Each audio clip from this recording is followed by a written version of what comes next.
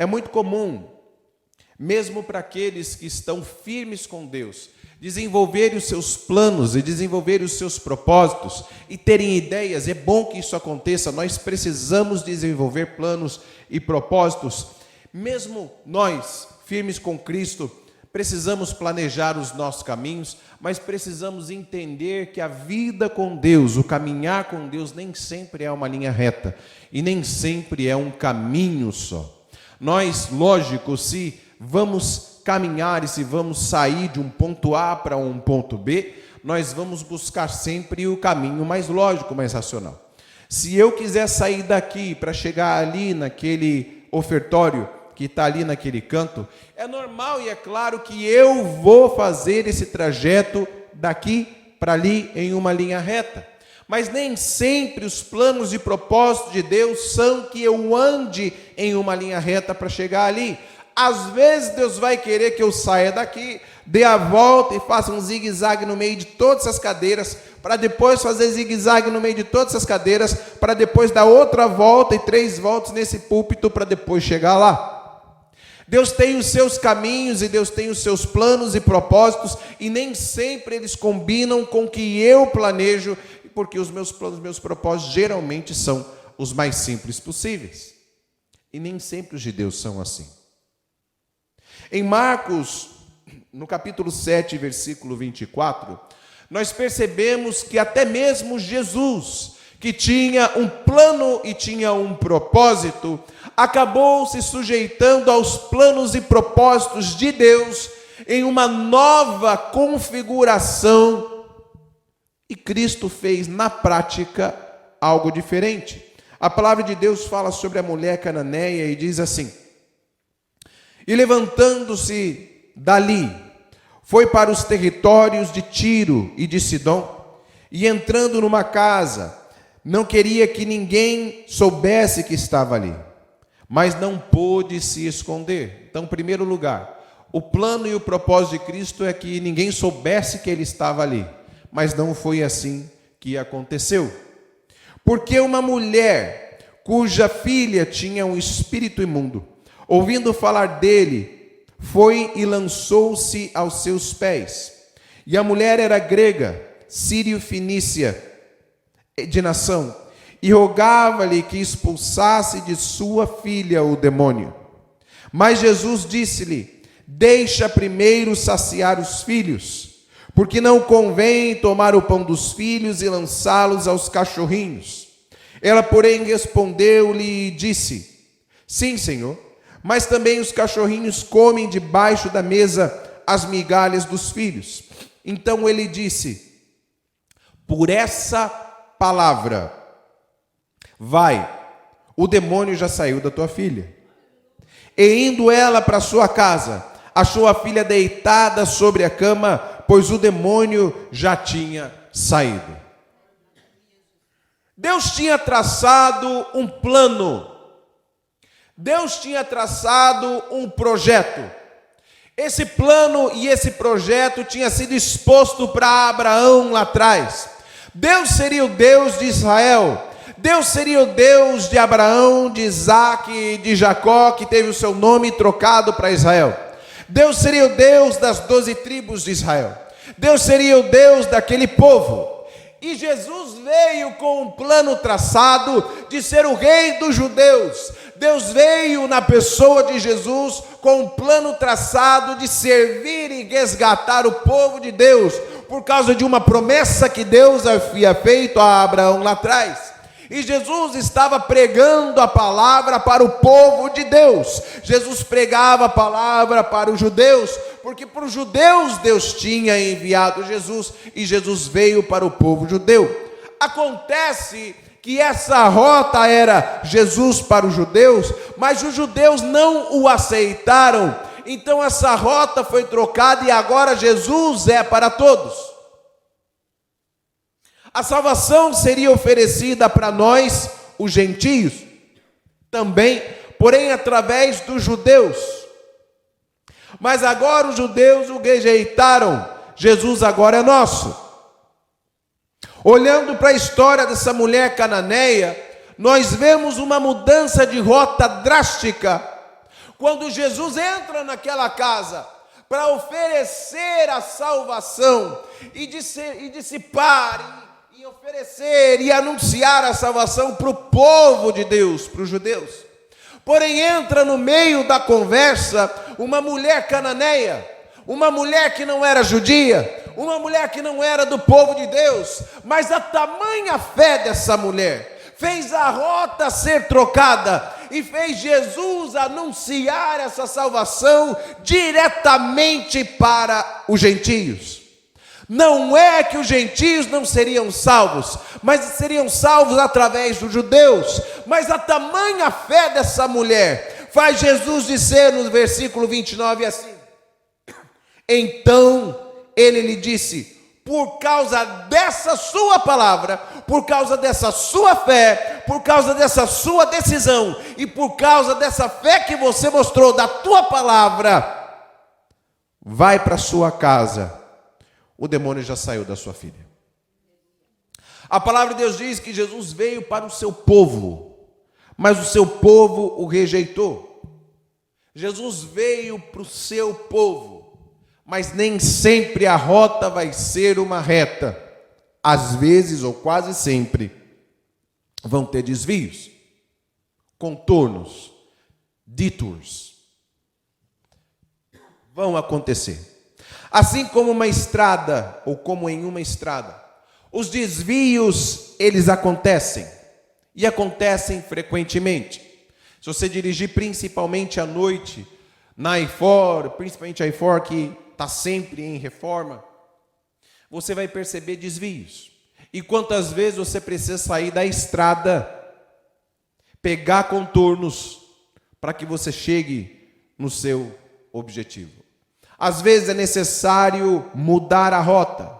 Os desvios acontecem e acontecerão sempre, como nós lemos aqui em Marcos 7, 24 em diante. Desvios são mudanças na rota original. Desvios são contratempos na caminhada. Desvios são contratempos no que foi planejado, naquilo que você planejava seguir. Quem me conhece sabe que eu não sou muito a favor do GPS.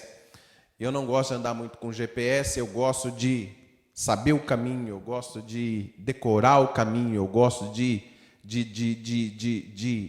exercitar essa coisa que eu não sei se é de homem, não sei se todo homem tem, mas eu sei que eu tenho essa facilidade de me localizar e eu não quero perder isso. Então eu evito usar o GPS o máximo possível.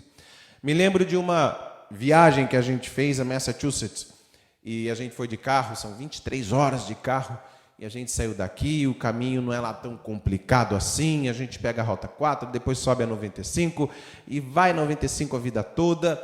E eu vi, antes de sair, eu dei uma olhada alguns dias antes qual era a melhor rota e tal, e chegando na altura de Washington, o GPS ele te sugere fazer um contorno por fora de Washington para você não pegar todo aquele trânsito, né? E aí chegando perto de Washington eu pensei, eu acho que eu vou pegar o GPS porque eu não quero cruzar todo esse, no meio da cidade basicamente, para pegar todo esse trânsito. E aí dali em diante eu fui com o GPS. E vai chegando em Nova York também, o GPS te pede para sair da 95, você faz outros contornos, porque senão você vai passando meio que no meio de cidade, entra num lugar e sai no outro, e enfim. Voltando de lá para cá, também ele te pede para pegar uma rota e entrar em outra, e entra em outra. Mas a 95, essa rota 95, ela vai, se você for reto nela a vida toda, você chega lá no Canadá. E no Canadá ela muda para a rota CA1, se eu não me engano, mas é uma estrada só, não é isso? É uma estrada só, vai reto a vida toda. Se você não quiser GPS, você vai reto a vida toda. Ela cruza o país inteiro de norte a sul. Mas acontece que para chegar no teu destino, às vezes você vai precisar de desvios. E esses desvios acontecem, eles vão ser apresentados em contraponto da sua rota original. Você pensa que você vai dirigir por tais caminhos. Você pensa que você vai caminhar na estrada. Você pensa que você vai estar na estrada tal. Quando de repente a vida te pede para mudar de rota e a vida te pede para mudar de caminho. O destino vai ser basicamente sempre o mesmo. Você vai chegar aonde Deus propôs que você chegue. Porém, nem sempre o caminho vai ser aquele imaginário. Nem sempre o que você imaginou vai ser o caminho que você vai tomar. Nós precisamos estar dispostos e preparados, com o GPS ligado, que é o Espírito Santo de Deus, para que você entenda os desvios que a vida vai te apresentar. Desvios são mudanças de rota, na rota original, que você tinha planejado para seguir. Mas Deus nem sempre te faz caminhar pela rota que você achou que você ia caminhar. Quando nós saímos de casa para vir para a igreja, por exemplo, sabemos qual caminho nós vamos pegar, por onde nós vamos. Se você está na igreja pelo menos um ano e meio, você vai lembrar que o ano passado, por várias vezes, foi fechado essa saída da Park Street, dessa aqui que a gente sai para vir para a igreja, porque estavam refazendo aquele viaduto aqui. Esse viaduto aqui que a gente passa do lado dele, e na hora de ir embora, a gente passa por baixo dele para pegar a I-4, aquele viaduto foi fechado várias vezes. E quantas vezes a gente precisou mudar de rota, pegar outros caminhos para ir para casa, porque o caminho que a gente conhecia não estava disponível. E assim também são os caminhos da vida da gente. Os desvios são inconvenientes. Ninguém gosta de desvio, eles são inconvenientes. Eles não eram parte do nosso plano, mas são necessários. O conveniente é uma reta. O conveniente é uma rota só. O conveniente é você pegar a I-4, você vai para Nova York, para onde quer que você vai, pegar a I-4, entrar na 95 e só sair dela quando chegar no seu destino. Esse é o conveniente. Mas vão haver Washingtons na sua vida. Vão haver trânsito na sua história. Vão haver situações na sua vida, nas quais você vai precisar pegar desvios. Deus tem um plano para a sua vida. Deus tem um plano para a minha vida. Deus tem um plano para nós. A nossa vida não é só trabalhar. A nossa vida não é só ir de casa para o trabalho, trabalho de casa para o mercado, mercado para casa. Não é só experimentar a vida. Deus tem um projeto e esse projeto vai ser realizado, mesmo que Ele tenha que te apresentar desvios. Deus, Ele entende que na tua cabeça você gosta de sair do ponto A para o ponto B. Deus entende que na tua cabeça você gosta de sair do ponto B para o ponto C, e do C para o D, e do D para o E. Porém, Deus, frequentemente, vai te fazer sair do ponto A para o ponto Z. E Deus vai te fazer sair do ponto Z para o ponto H.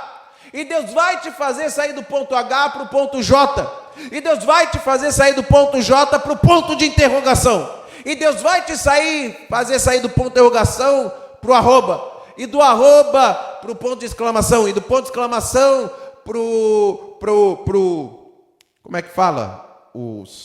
Aqueles caracteres, aquelas carinhas que a gente... Emojis. Deus até vai te fazer sair do ponto de exclamação para os emojis. E dos emojis Deus te manda de volta para a letra A. Deus não vai seguir a lógica humana e você nunca sabe qual é a próxima letra que Deus vai lançar no teu caminho. Vão haver momentos na tua vida em que um emoji triste vai aparecer. Vão haver momentos na tua vida em que um emoji chorando vão aparecer. Vão haver momentos na sua vida em que o emoji alegre, chorando de rir também vão acontecer. Na vida da gente vai ser assim. Vão haver momentos em que você vai sorrir e vão ter desvios que vão trazer emojis alegres para a tua vida, e vão ter desvios que vão trazer emojis de choro para a tua vida, e vão ter momentos que vão trazer pontos de interrogação para a tua vida. A tua vida não vai ser ponto A para o ponto B. Não vai acontecer assim. E você estava preparado para seguir em ordem alfabética, e você estava preparado para seguir do A, do B, do C, do D, mas mesmo assim, Deus ainda vai apresentar para a tua vida aquilo que você nem esperava. Emojis, ponto de interrogação, figurinhas, gifts e aquelas imagens de WhatsApp que a gente manda um para o outro, que a gente salva quando vê uma legal. São coisas inesperadas, coisas que não estavam planejadas, coisas que a gente não esperava que aconteciam, mas vão acontecer. Parte da compreensão do teu destino, parte da compreensão de onde você vai chegar, passa pela compreensão e entender o sentido dos desvios que Deus apresenta no teu caminho. Entender os desvios são tão importantes. Entender os desvios é tão importante, porque esses desvios vão te explicar e te fazer entender o teu próprio destino. Muitas vezes você não entende os desvios de Deus, mas eles vão fazer sentido quando o teu destino aparecer.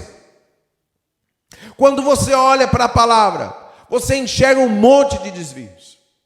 Para te falar a verdade, todo ser humano e todo personagem bíblico passou por desvios na vida deles. E você talvez não entende o peso desses desvios, porque você já conhece o resultado do desvio. Quando você olha para, por exemplo, o povo de Israel saindo do Egito, quando você olha para esse povo parando na frente do Mar Vermelho, montanhas de um lado, montanhas do outro, Mar Vermelho à frente, atrás o exército de Faraó, você talvez não fica tão preocupado, tão ansioso e tão estressado e tão nervoso com essa situação, porque você já sabe que eles vão chegar na terra prometida.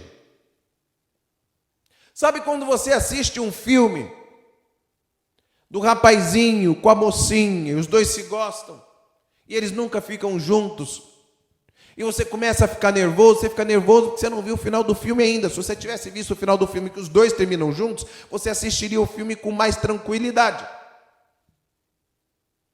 Os desvios, eles acabam nos trazendo aflições, porque nós não conhecemos o destino. Mas quando nós entendemos que o destino que Deus traçou para nós é sempre bom, isso traz paz para a gente quando os desvios aparecem.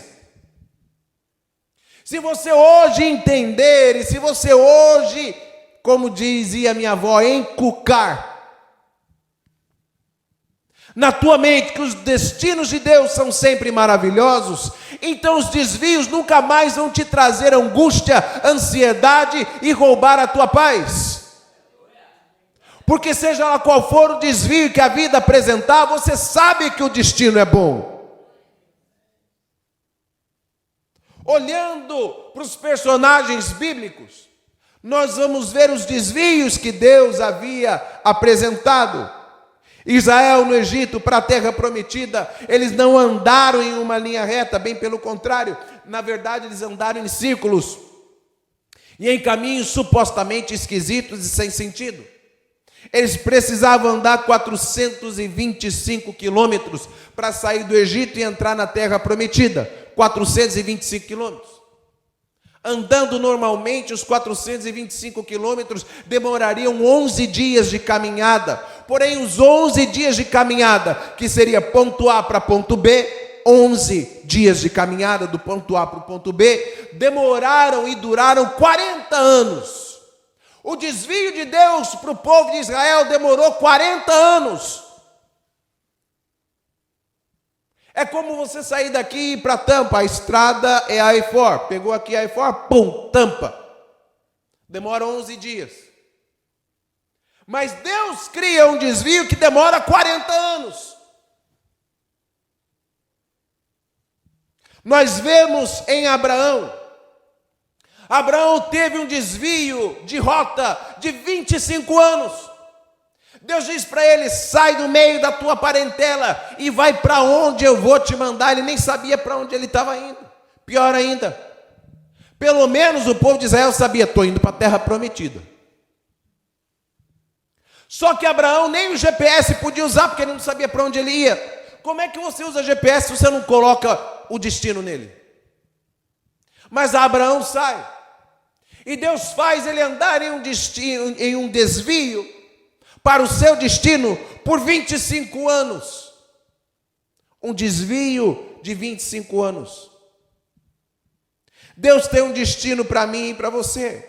Um lugar que Ele quer que você chegue, um lugar que Ele quer que eu chegue, um lugar que nós devemos chegar, como seres humanos, como família e como igreja.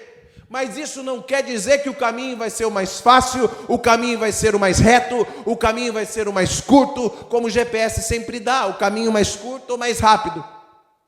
Nem sempre os caminhos de Deus vão obedecer a essa lógica humana. Deus tem esse destino para nós.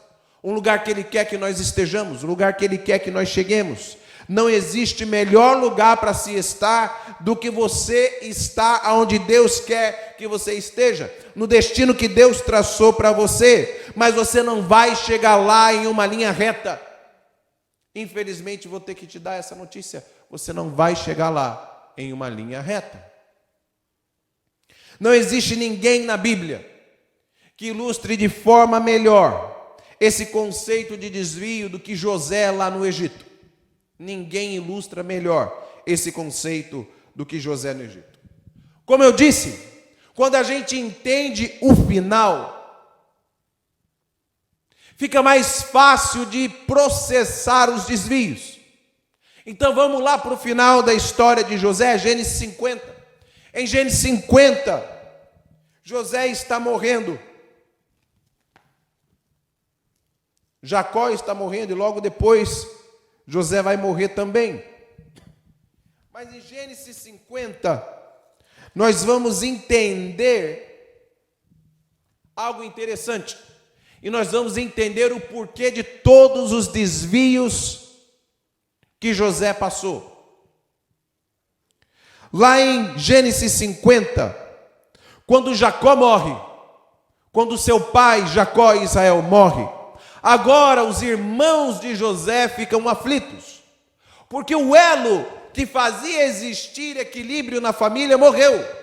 E os irmãos agora apavorados, porque eles fizeram todo o mal que fizeram para José, agora estão com medo de que José façam eles sofrer para devolver tudo o que eles fizeram José passar. Mas José diz para os seus irmãos algo interessante. Gênesis 50, 14, diz assim: depois tornou José para o Egito, depois de ter enterrado seu pai, e seus irmãos e todos que com ele subiram a sepultar o seu pai, depois de haver sepultado o seu pai. Vendo então os irmãos de José que o seu pai já estava morto, eles disseram: porventura nos aborrecerá José e nos pagará certamente todo o mal que lhe fizemos? Portanto enviaram a José dizendo: teu pai mandou antes da sua morte, dizendo: assim direis a José: perdoa, rogo-te, a transgressão dos seus irmãos e o seu pecado, porque te fizeram mal. Agora, pois, rogamo-te que nos perdoe a transgressão dos servos de Deus e teu pai. E José chorou quando eles falaram isso. Depois vieram também seus irmãos e prostraram-se diante dele e disseram: eis-nos aqui por teus servos. E José, presta atenção agora, olha o destino, resultado dos desvios. E José disse: não temais, porque porventura estou eu no lugar de Deus? Vós bem intentastes mal contra mim, porém Deus o tornou em bem, para fazer, presta atenção agora, para fazer, como se vê nesse dia, para conservar em vida um povo grande. Agora, pois, não temais, eu vos sustentarei, a vós e a vossos meninos. Assim os consolou José e falou segundo o coração deles. Todos os desvios de Deus, tudo que Deus havia feito e todos os desvios que Deus havia apresentado a José, se resumem nesse destino aqui que nós lemos, para que fossem preservados os filhos de Israel, para que fossem preservados os irmãos de José, para que todos fossem preservados, os filhos de Israel, os netos de Israel, os bisnetos de Israel, porque havia fome na terra. Todos estavam passando fome, a terra toda estava em fome. O Egito tinha mantimento por causa do sonho que Faraó tinha tido e porque Deus deu o discernimento do sonho a José. Foi por isso que não morreram todos de fome. Agora se vê o resultado e o destino de Deus. Porém, os destinos de Deus e o destino de Deus para a família de Jacó, o destino de Deus para Israel só foi possível por causa dos desvios. O teu destino só vai ser possível, o teu destino só vai ser possível por causa dos desvios que Deus te faz passar hoje. Você pode não entender, você pode não concordar, você pode chorar, você pode reclamar, você pode achar ruim, mas esses desvios são altamente necessários para que você alcance o teu destino. José nasceu em uma família completamente disfuncional. José nasceu em uma família completamente errada. Os ingredientes da família de José, todos eles, se juntassem, não davam um bolo certo. Era aquele bolo ruim que ninguém ia comer. Não existia um ingrediente que pudesse gerar um bom bolo aqui. Não existia um ingrediente que pudesse gerar uma família saudável. Se você fosse falar, vai nascer o governador do Egito em uma família por aqui. Qual delas é? A família de José, a família de Israel, de Jacó, seria a última que você ia dizer, é essa aqui. Dessa família vai vir o próximo governador do Egito. Olha só, vamos dar uma olhada nessa família? Veja que disfuncional.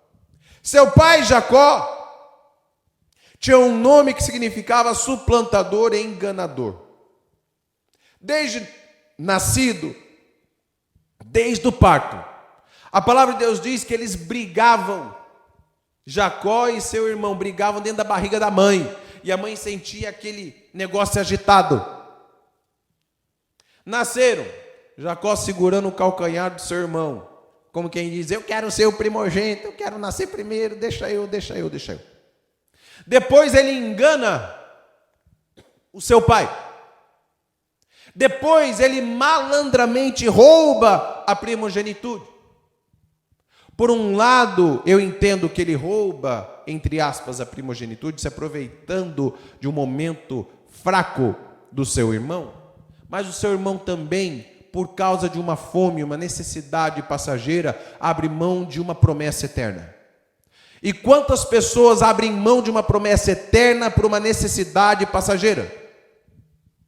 Tempos atrás alguém me falou, eu não aguento mais ficar ilegal nesse país, eu não aguento mais, eu vou arranjar um casamento, eu vou casar. Uma necessidade passageira, sendo destruída ou destruindo uma promessa eterna. Família não é negócio. Família não é business. Casamento não é business. Você não casa por investimento e você não casa por negócio. Família é projeto sagrado. Família é projeto de Deus. Família é algo maravilhoso que Deus fez e Deus honra. Não é para green card, não é para negócio. Família não é para negócio. Algumas outras pessoas mentem. Algumas outras pessoas inventam. Quantas vezes nós abrimos mão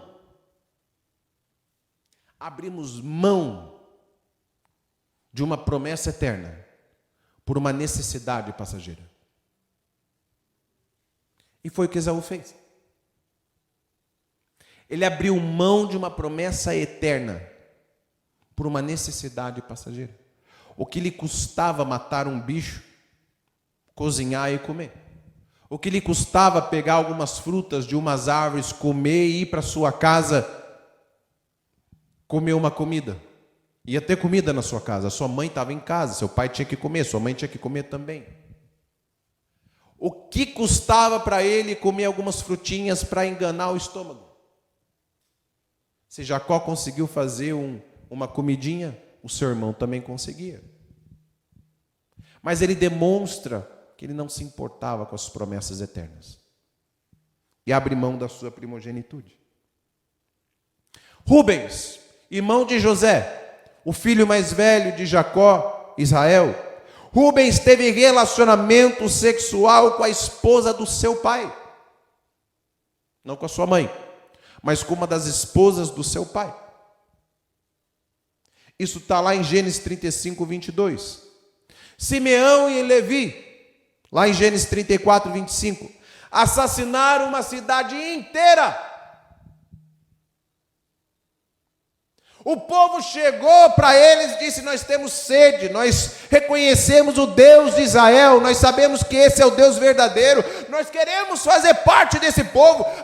Vamos trazer para a linguagem de hoje, a gente quer aceitar Jesus, a cidade inteira, eu quero aceitar Deus, nós queremos ser santo, nós queremos ser lavado, redimido, transformado. Simeão e Levi diz: tá bom, vocês precisam se circuncidar. É isso que a gente precisa fazer? É isso que vocês precisam fazer. Então bora fazer isso. Todos os homens da cidade se circuncidaram. Quando eles estavam circuncidados e se recuperando, no dia seguinte, invade a cidade Simeão e Levi e matam todos os homens que não tinham capacidade e condições de lutar. Todos os homens da cidade. Covardes. Atacaram os homens da cidade quando eles estavam completamente vulneráveis. Judá teve relacionamento sexual com a sua nora. Isso é uma família disfuncional. Isso é uma família toda errada. E esse não é o cenário ideal. Esse não é o cenário ideal no qual José deveria ter nascido e vivido. Não é o cenário ideal para nascer o próximo governador do Egito. Se você olhar para essa família, você não vai enxergar nenhum ingrediente que possa dizer: aí pode vir um governador. A família era toda errada. Só que o negócio não para aí. José era o queridinho do papai. Era mimado. José era mimado. Todos os filhos trabalhavam. José ficava em casa. José era completamente mimado. Eu já falei isso aqui, mas os filhos de Jacó, de Israel, iam para a escola de quichute e José ia de Nike Shox. No aniversário, na graduação, quando se formaram no segundo grau, na high school, os irmãos ganharam uma bicicleta que nem era BMX, com certeza era uma Caloi usada, comprada num pawn shop. José, na sua graduação, ganhou um carro conversível vermelho de motor 5.0. José era tratado como um bebezinho. José já sabia que os irmãos não gostavam dele. Agora, o papaizinho faz uma capa colorida para o seu filhinho. E na Bíblia você vai encontrar pais dando capa para filhos somente na realeza. Davi entrega capas coloridas para os seus filhos, mas é só a realeza que fazia isso. Israel, ou Jacó, estava declarando na frente de todos os irmãos que José era o preferido, o predileto. José já sabia disso, e além de tudo isso, José, ainda sabendo que os irmãos não gostavam dele, José sabendo que ele era o predileto, José sabendo que ele era o mimado da família, ainda diz, com 17 anos de idade, sabia o que estava fazendo. Família, vem cá, eu quero contar um sonho para vocês. Por que não conta só para o seu pai, José? Você sabe que o povo já não gosta de você, garoto. Você agora ainda vai aumentar mais ainda o problema. E ele conta o sonho. E os irmãos ficam loucos da vida. Esse playboy, esse mané, esse X9, porque ia lá no campo ver o que os irmãos estavam fazendo e voltava. Pai, Judá fez isso, pai, Judá fez aquilo. O bicho não ia trabalhar, era preguiçoso, era molenga. Ainda para o campo, ficava lá olhando, escondido atrás de árvore. Eu vou contar para o pai. Pai, Judá, pai, Rubens. O povo já não gostava dele. E o moleque, eu tive um sonho. Seus feixes, eles se inclinavam diante de mim. Mas é muito arrogante esse moleque. Tem outro sonho, a lua e o sol e tal, todos adoravam ele, e os irmãos ficavam loucos. Agora vai José para o campo. Ele ganha aquela roupa toda colorida, aquela capa toda colorida, e a gente achava que ele ia usar aquela capa toda colorida somente no domingo, na igreja, para o culto. Não. Desculpa o português, mas a peste ia para o campo. Os irmãos trabalhando, suando, pingando, ralando. Lá ia o menininho, com a capa que o pai deu. Em vez de roupa de trabalho, aquele tênis surrado, aquela calça que você usa para pintura, toda manchada de tinta. Imagina, você está lá pintando a casa, chega o filho do dono de terno e gravata, só olhando. Não está bom isso aqui não. Eu vou falar para o meu pai. Nem sendo teu irmão, você já ia ficar bravo. Lá vai José, com a capa colorida que o papai deu para ele. Sabe o que ele estava fazendo? Enquanto os irmãos dele estavam andando de bicicleta, indo para a escola, José vinha no carro conversível dele, capota abaixada, óculos de sol, cabelo ao vento, vidros abaixados, braço para fora. E aí, irmão, tudo bem? Estou indo para a escola. Era assim que José fazia. Capinha colorida. Gente, dia de trabalho, segunda a sexta, você não vai de terno e gravata para o campo.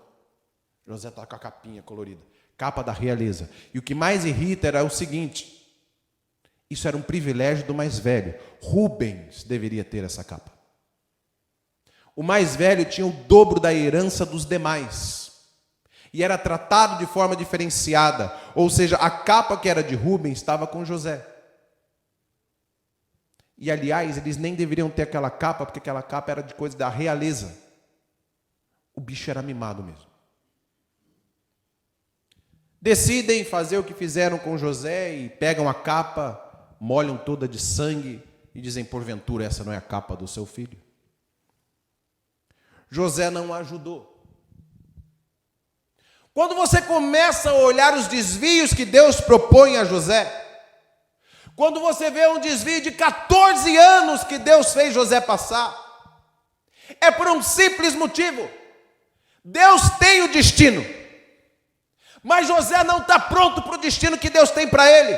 Deus vai criar destinos, porque enquanto destinos não desvios, porque enquanto você dirige pelo desvio, Deus vai consertar a estrada para você passar por ela. Os desvios nada mais são do que o propósito de Deus para te levar ao teu destino. Os desvios são o motivo pelo qual você ainda não chegou no seu destino. Você vai chegar no seu destino quando a estrada estiver consertada e você puder passar por ela. Imagina José do jeito que era governador do Egito. O bicho já era mimado. Quando a gente brinca no Brasil, diz que tem gente que sobe no engradado de refrigerante e já acha que está num púlpito. José era assim. Imagine José arrogante, mimado, chato, enjoado, X9, como a gente diz no Brasil, dedo duro, agora governador do Egito. Isso não daria certo. Deus olha para o teu destino. E Deus calcula a tua maturidade para o teu destino. E Deus só vai te entregar ao teu destino na hora que você estiver pronto para ele. E os desvios que Deus coloca no teu caminho são a prova de que você não está pronto para o teu destino. Pastor, quando é que eu vou chegar no meu destino? Quando você estiver maduro o suficiente e pronto para ele. Aí Deus te leva para o teu destino. Enquanto isso, Deus vai te apresentar desvios. Assim como José, Deus dá um desvio enorme para ele. 14 anos de desvio. Mas no momento que José estava pronto para o destino, Deus coloca ele de volta na rota. A hora que a 95 estiver pronta, ela vai reabrir e você vai dirigir por ela. A hora que a I-40 estiver pronta, ela vai abrir e você vai dirigir por ela. Os desvios não são necessários quando a construção está pronta. Quando a estrada está pronta, não há motivos para desvios. Talvez você pergunte a Deus: por que eu estou vivendo isso? Senhor, por que eu estou passando por isso? Qual o motivo de eu estar vivendo o que eu estou vivendo? É o carinho de Deus por você. Se você chegar no teu destino sem a maturidade para o teu destino, você destrói o teu destino. Um carro na mão de um moleque de 18 anos imaturo vai destruir ele. Não sei como você era quando você tinha 18 anos, mas vamos supor que você era imaturo. Se você tivesse um carro com 18 anos, ele não iria te levar para a igreja, mas ele ia te levar para motéis, ia te levar para baladas, ele ia te levar para bagunça. Hoje esse mesmo carro te leva para a igreja e te leva para o trabalho. Se você fosse rico com 15 anos de idade, você tinha se destruído. Se você tivesse 10 milhões de dólares na conta com 15 anos de idade, você talvez estava afundado nas drogas e na prostituição. Deus não permitiu chegar porque você não tem maturidade para isso. Mas a hora que a maturidade estiver concretizada, Deus te traz de volta para a rota. A hora que José estava maduro o suficiente, Deus o colocou na cadeira de governador do Egito. Mas imagina se Deus tivesse feito isso com aquele José. As coisas não precisavam ter sido da forma que foram. Vamos pensar em outro cenário para a gente terminar? Nada do que aconteceu com José aconteceu. José continua com seu pai. 14 anos depois, o seu pai diz para os filhos: vão lá negociar no Egito. Naquela época os negócios eram feitos assim: eu tinha arroz na minha fazenda e eu ia lá para a fazenda de alguém ou para um ponto de encontro de negociação e procurava alguém que tinha uma barraca que tinha feijão, falava: eu te dou um saco de arroz e você me dá um saco de feijão. Fechado, pum, trocou. Era assim que eram feitas as negociações. E o pai dizia para os filhos: vão lá no Egito e vai negociar. José com certeza ia, porque ele era o único dos filhos que sabia contar. Os irmãos não sabiam contar. Não sabiam ler, nem escrever e nem contar. Até nisso o pai diferenciou José dos outros. Aí agora, José tem que ir para o Egito, porque ele sabe fazer conta. Chegando lá na barraca, José diz: olha, eu tenho aqui um saco de arroz, eu quero um saco de feijão. Tá bom, vamos trocar. E daqui a pouco alguém aqui do lado de José: rapaz, você viu lá que Faraó teve um sonho, ninguém está entendendo o que é. Os sábios do reino não conseguem decifrar. José diz: opa, eu tenho um negócio com sonho. Eu sonho e eu decifro os sonhos. Me leva lá que eu vou contar para ele o que é. Ele chega na frente: Faraó, teu sonho é isso. Faraó vai dizer: porque você decifrou o sonho, então você vai ficar responsável por isso. Você, a partir de agora, é o governador do Egito. Pronto. Está feito. Não havia necessidade de nenhuma outra situação. Os desvios não teriam sido necessários. Os desvios que aconteceram nesse meio tempo foram para preparar José para o seu destino. Ele precisava ter postura de governador. Ele precisava ter conhecimento de governador. Ele precisava ter maturidade de governador. A hora que ele estava pronto para o destino chegou. Não existe nada pior para mim ou para nós. Nada pior do que chegar no nosso destino sem estar preparado para ele. Não existe nada pior do que chegar no destino sem estar preparado para ele. Vou para a praia. Mas você diz para a família que você está indo para a fazenda. Daí você coloca um cavalo ali atrás, você tem um ara, você coloca o cavalo, está rebocando o cavalo, daqui a pouco você para com o cavalo na frente da praia. Você vai fazer o que com o cavalo na praia? Vai sair correndo com o cavalo, filmando, cabelos ao vento, para fazer um vídeo bonito para o Facebook? Praia a gente vai para a água mergulhar. Ou o contrário, para onde nós vamos? Nós vamos para a fazenda. Você leva toalha de banho, protetor solar, roupa de banho, bola. Daqui a pouco você chegou na fazenda. Vai fazer o quê? Vai jogar bola com o cavalo? Não existe nada pior do que chegar no destino e não estar preparado para ele. Fulano, você vai pregar domingo que vem. Tá bom. Ele se prepara para qualquer outra coisa. Ele chega aqui de bermuda, camisa do time de futebol dele, a bola debaixo do braço. E aí, onde é que é o jogo? Fala: rapaz, era para você pregar, não era para você jogar bola. Não existe nada pior do que chegar no destino sem estar preparado para ele. Você destrói o teu destino se você não estiver preparado para ele. Deus segura o destino porque você não está preparado para ele. Os atalhos que Deus tem te apresentado, que Deus tem colocado você é para te preparar para o teu destino. Esses atalhos são o amor de Deus na tua vida. A hora que você estiver pronto para o teu destino, Deus te coloca no teu destino. E daí você pergunta, pastor, quanto tempo mais eu vou ficar nesse desvio? O tempo necessário para você ter a maturidade para o teu destino. Quem decide quanto tempo fica na 7ª série é o aluno que aprende ou não a matéria. Enquanto você não aprender a matéria, você reprova a 7ª série. Enquanto você não aprender a matéria, você reprova a 8ª série. Os professores não vão te passar de ano enquanto você não aprender aquela matéria. Quem decide se vai passar de ano ou não? É o aluno que estuda ou não. Não é o professor que vai decidir quanto tempo você vai ficar na 8ª série. Não é o professor que vai decidir se você vai reprovar 2 ou 3 vezes a 8ª série. É o aluno. Aprendeu a matéria da 8ª série? Você está pronto para o 1º ano. Bom, no Brasil agora mudou, não é mais assim. Mas enfim, você só passa para o próximo ano, e assim é com Deus também, quando esse ano de hoje você aprendeu a matéria. O que Deus está querendo te ensinar no desvio? Qual a razão desse desvio? Muitos estão no desvio da vida para criar paciência. Enquanto você não criar paciência, você não sai desse desvio. Quer voltar para a estrada? Quer voltar para o caminho? Desenvolva paciência, porque esse desvio da tua vida se chama paciência. Enquanto você não tiver paciência, você não volta para a estrada. Tem gente que está no desvio chamado submissão a Deus. Enquanto você não criar submissão a Deus, enquanto você não entregar a Deus a tua vida, a tua história, você não vai sair desse desvio.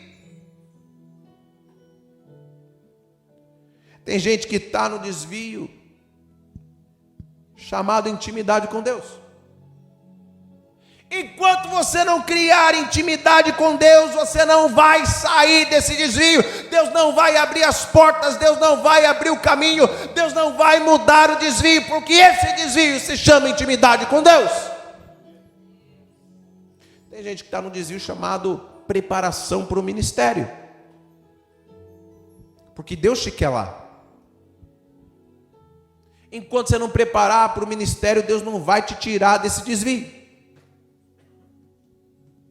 E tem gente que teima com Deus e faz queda de braço com Deus sem entender que o braço dele é mais forte. Você não vai ganhar na queda de braço com Deus. É melhor você se preparar para o seu destino. Deus não vai te trazer para a rota novamente enquanto você não aprender o que esse desvio te propõe. Deus não vai te permitir chegar. Deus não vai te entregar o destino, porque Ele vai destruir o teu destino e vai destruir você. Deus não pode te deixar chegar ao seu destino se você não deixar Ele trabalhar os seus pecados. Enquanto Deus não trabalhar naquele pecado, que a mão ficou bem direta para você. Naquele pecado, o desvio não termina. Enquanto você não deixar Deus chacoalhar o teu caráter, Deus não vai te tirar desse desvio. O desvio vai ser permanente, ele vai acontecer até o dia que o teu caráter for moldado por Deus. Deus não vai te deixar chegar no seu destino enquanto Ele não trabalhar com os seus pensamentos. Porque se você chegar no teu destino com esses pecados, com esse caráter, com esse pensamento, você vai estragar e destruir o teu destino. Deus não pode deixar chegar no seu destino se você não deixar Ele trabalhar com o que precisa ser trabalhado. Porque se você chegar no teu destino com esse pensamento, com esse caráter, com esses costumes, com essa ideia e com essa falta de maturidade, você não consegue se sustentar e permanecer no teu destino. Vamos nos colocar em pés. Alguns param de dirigir porque se recusam a dirigir no desvio. Não, esse desvio eu não ando. Não, nesse desvio aqui eu não vou andar não. E você acha que Deus vai desistir do desvio, te colocar na rota novamente, só porque você se nega a dirigir nesse desvio? Que opção que eu tenho, pastor? A única opção que você tem é se submeter à potente mão de Deus. A única opção que você tem é se submeter à vontade soberana de Deus e dirigir na estrada que Ele tem proposto você dirigir.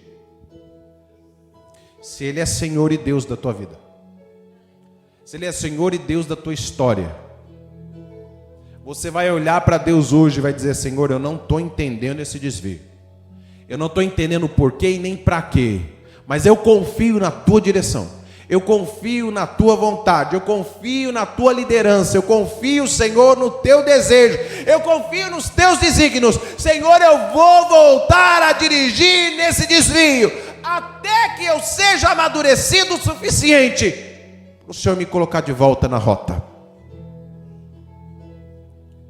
Deus tem esse novo caminho, e a gente precisa dirigir nele. Feche os seus olhos. E eu tenho certeza que Deus falou nessa manhã. Não é só você não. Todos nós nos surpreendemos com os desvios. O nosso desejo era seguir aí fora até chegar na nossa casa. O nosso desejo era pegar a Florida Turnpike até chegar em Miami. Mas Deus está mandando você sair em algum lugar, em alguma saída. Às vezes parar num rest area e descansar um pouco. Ou às vezes sair da Florida Turnpike, pegar uns caminhos de rato e entrar na 95. Às vezes Deus está mandando voltar. Às vezes Deus está mandando pegar outro caminho.